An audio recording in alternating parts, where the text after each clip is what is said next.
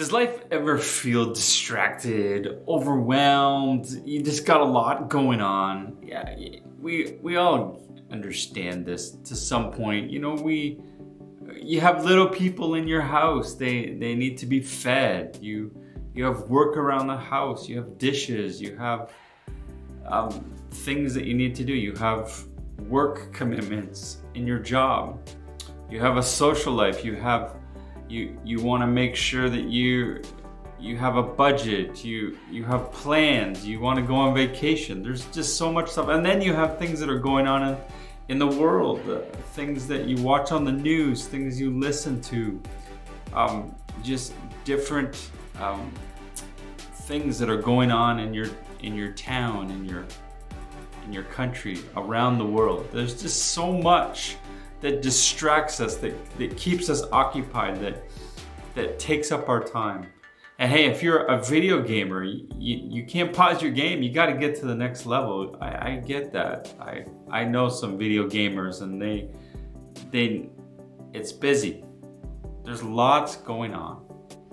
In this story, we're going to look at two sisters that they came in contact with Jesus while he was on earth, visited their home. It tells us in the story right away that Jesus was welcomed in. He was welcomed in by his disciples. So there's about 13 people that we at least know of that needed food, needed a place to sleep. This was busy. The name of the sisters, their names were Martha and Mary. And Martha is the person in our story that we're going to look at that gets distracted. She's busy with so many different things. Now all of a sudden she is welcomed into her home. This is amazing to watch. But now this has created more work for her. She's got to make up beds. She has to get out the good linen. She has to prepare food. She has to serve the food. All of this is happening, and while this is going on, Jesus, who has came into our house, he was also a very famous rabbi, teacher, amongst the other things that we know him for. And so he is teaching probably in the living room where the food is going to come. And so because he's teaching and the men that are listening, they're going to be hungry. So there's a lot of pressure going on, and not to mention that all the stereotypes of the culture and what's expected of a female. She doesn't even get to be able to listen to Jesus. This is reserved for only the men. And she has to be working in the kitchen. She has to be serving them. So there's these culture and societal norms that are playing into this. Also, she has a sister, Mary. Now, Mary in this story has actually flipped the whole cultural norms upside down. And she has actually made her way in, and she is sitting at the feet of Jesus. Now, Jesus, a rabbi, he could have easily said, no, you're not welcome here. This is for men only. But Jesus allows this to continue. So now Martha has her sister that is foolishly disobeying what culture tells her she should be in the kitchen. She's sitting and learning at Jesus' feet. So now she's got all of this going on in her mind. She is completely distracted. Now, we have a little bit of context here, and we have a little bit more that we understand who Jesus is, and we understand that if Jesus was to come into our home today, or if Jesus wanted to spend time with us, we would drop everything to spend time with him. But Mary doesn't completely know everything there is to know about Jesus. She doesn't understand him, but she's welcomed him into her home, but she knows that she has to serve him. And she's distracted, and she's holding on to all of these things, and even at one point in the story, Jesus actually says to Martha, you look worried, you look upset. See, these are other things that we deal with in our life. Worries and things that upset us. We have things in our life that we worry about. Will I have enough money? Are my kids okay? How is my marriage? Am I gonna keep my job? Am I gonna be able to afford to buy groceries? Who is gonna be the next leader of our country? What are the next rules gonna be? What are my kids learning at school? We have so many worries, and we get stressed over things, deadlines and commitments, and we're just our anxious people. Martha was worried and upset. She wasn't gonna be a good host. Why can't I just sit at your feet? Why do I have to be the only one that does all the work around here? And she's worried, she's upset, she's distracted. And this whole time, Jesus is right there in her living room, available for her. But she wants to impress him. She wants to make sure the meal is one of his favorites. She wants to make sure everything is perfect. Can I tell you something, friends? Nothing is ever going to be perfect. You're never going to get it the way you want. Your house is never going to look the way you want it to. You're always going to be wanting more for your job, more for your kids, more for your life. It's never going to be enough. I'm not exercising enough. I'm not eating the right foods. It's never going to be enough. You're never going to reach this level of perfection. And Martha didn't understand that. And she's distracted. She's worried. She's upset.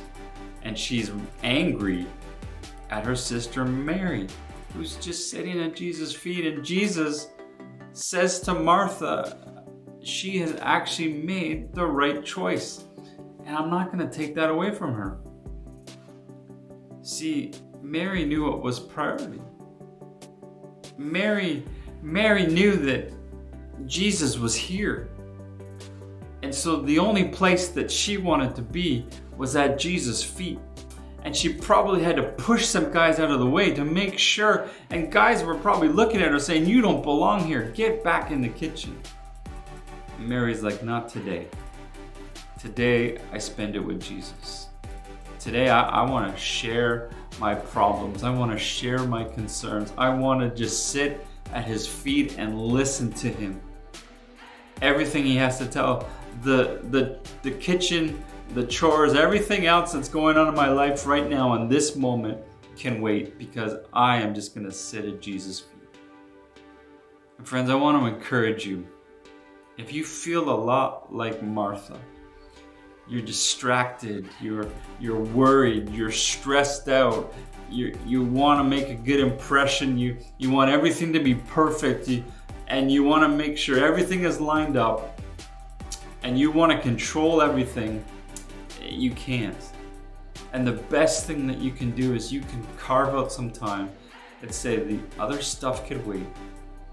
I want to sit and spend some time with Jesus. I want to make that a priority in my life and do what Mary did and sit at Jesus' feet, despite what everybody else in that room thought about her.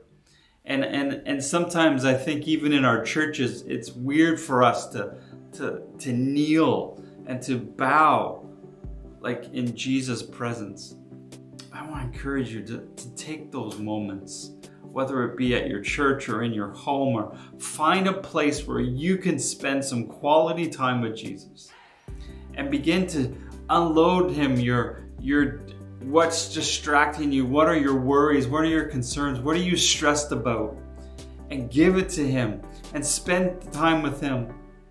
Because eventually your kids are going to go to sleep. The kitchen can wait. The dirt is still going to be there. Yep, your job, it's going to be there tomorrow, and it can wait. You'll get done what you need to get done. You've balanced the budget, you've gone over it, you have all your plans. Just put them aside and sit at Jesus' feet. Take some time. The distractions and the stress and the worries of life, lay it at his feet. Give it to Jesus and say, Jesus, I just want to spend time with you. See, it's the difference in the different sisters was Martha. She had to encounter Jesus through interruptions. Jesus had to interrupt into her distractions, into her problems, into everything that was going on in her life, and Jesus needed to interrupt that. But with Mary, it was different. She got it, and it was intimacy. See, we can know everything about who Jesus is. We can read our Bibles and study our Bibles and have everything in our minds and everything in our brains and know everything there is to know about Jesus. But in your heart, do you have true intimacy with Jesus on a daily basis? And if you don't, I encourage you to do that. So today, tomorrow, the next day, I want you to find ways to move through the distractions, move through the worries and stresses, and carve out some time and just sit at Jesus' feet, because I believe that if you experience true intimacy with Jesus, He will begin to show you plans and vision and dreams and answers and help and give you strength and courage that you need to make it through the day. So find some time today. Find those moments where you can just sit and be with Jesus.